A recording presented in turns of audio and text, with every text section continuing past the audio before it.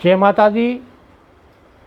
जीवन में सफलता का मिलना या असफलता का मिलना, दोनों के पीछे योग कारक ग्रह होते हैं।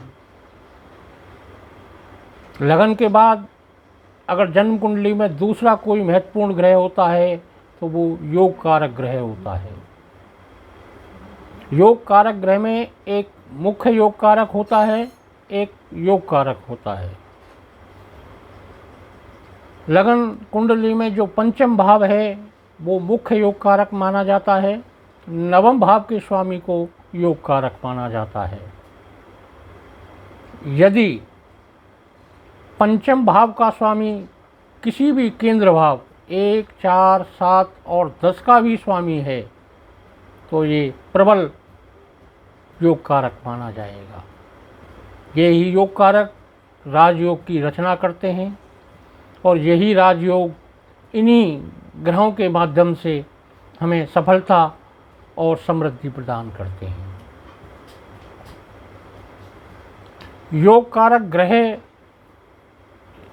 अगर बली है तो उसको और बली बनाया जा सकता है, कमज़ोर है तो उसको बली बनाया जा सकता है। योग कारक जब भी कमज़ोर होगा आपको सफलताएं प्राप्त नहीं होंगी। और ये जानना अत्यंत आवश्यक है कि आपकी जन्म कुंडली में योग कारक ग्रह कौन सा है। सबसे पहले मेष राशि की बात करते हैं। मेष राशि का पंचम भाव जो होता है वो सिंह राशि होती है, जिसका स्वामी सूर्य है।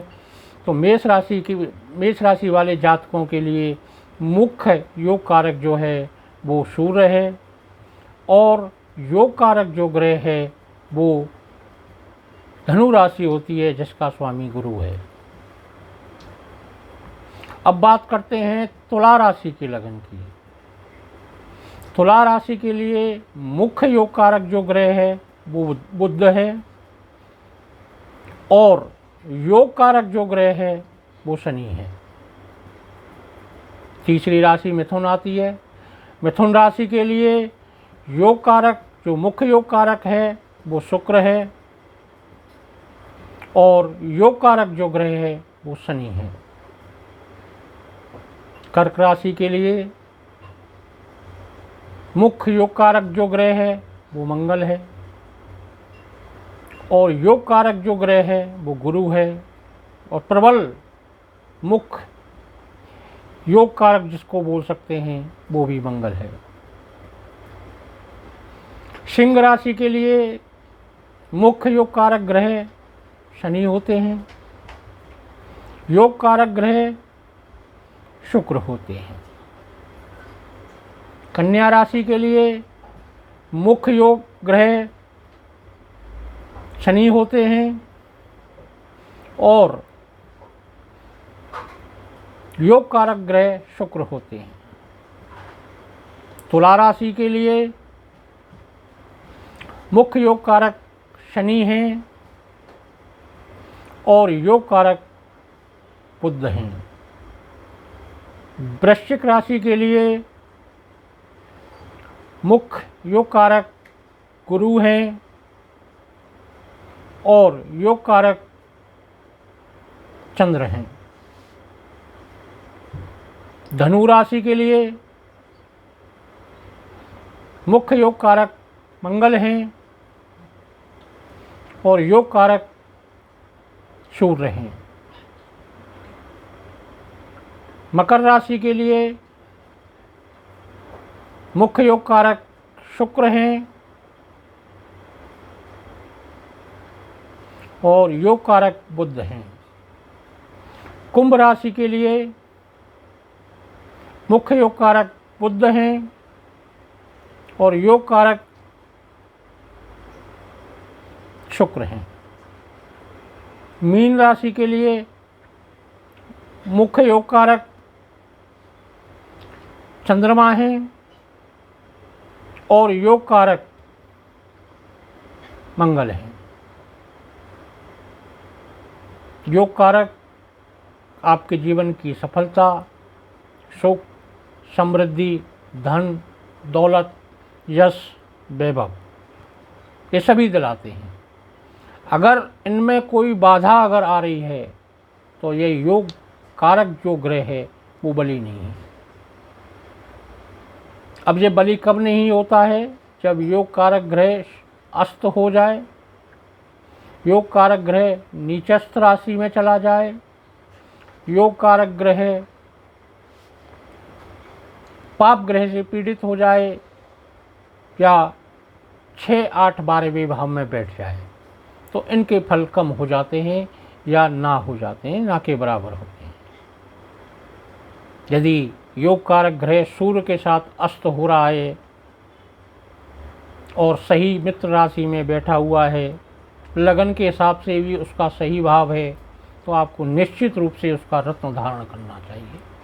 लेकिन रत्न धारण करने से पहले ज्योतिषीय सलाह अवश्य लें, क्योंकि किसी भी ऊर्जा के साथ ये देखा जाता है कि सकारात्मक के साथ जो नकारात्मक आ रही है वो ज़्यादा बलशाली तो नहीं है।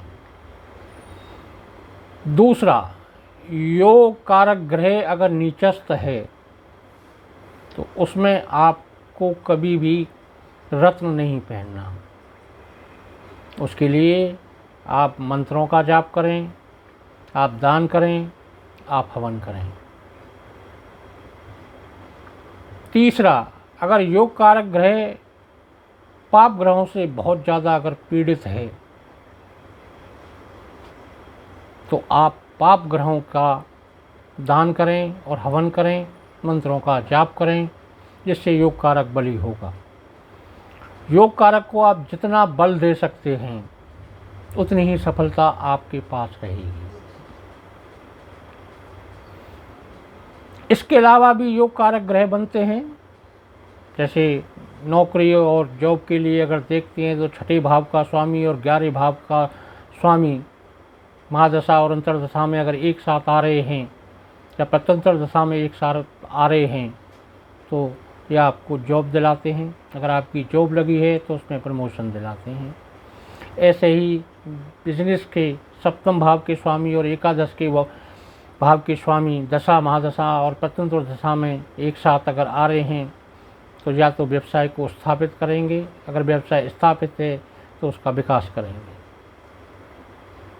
ऐसे ही 8वें भाव और एकादश का भाव के स्वामी की दशा महादशा अंतर्दशा प्रत्यंतर दशा में सामंजस्य बनना है तो आपको विरासत में या पैतृक संपत्ति मिलने की पूरी संभावना बनती है।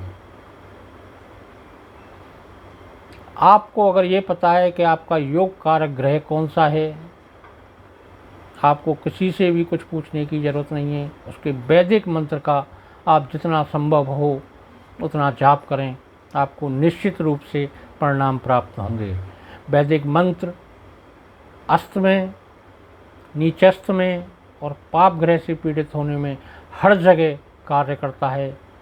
वैदिक मंत्र अगर आप करते हैं थोड़ा समय लेता है, लेकिन इसकी ऊर्जा स्थायी बनी रहती है। एक बार जितनी ऊर्जा बन जाती है उससे नीचे नहीं जाती। तांत्रिक मंत्र का अगर आप प्रयोग करते हैं तो आपको परिणाम जल्दी प्राप्त होते हैं, लेकिन वो ऊर्जा स्थायी नहीं रहती है, कुछ समय के बाद समाप्त हो जाती है। ऐसे ही अगर आप सावर मंत्र करते हैं तो अति शीघ्र परिणाम देते हैं, लेकिन ऊर्जा भी अति शीघ्र समाप्त हो जाती है। इसलिए आप अपने योग कारक ग्रह को पहचानें और उसको बली बनाने का प्रयास करें। जय माता दी।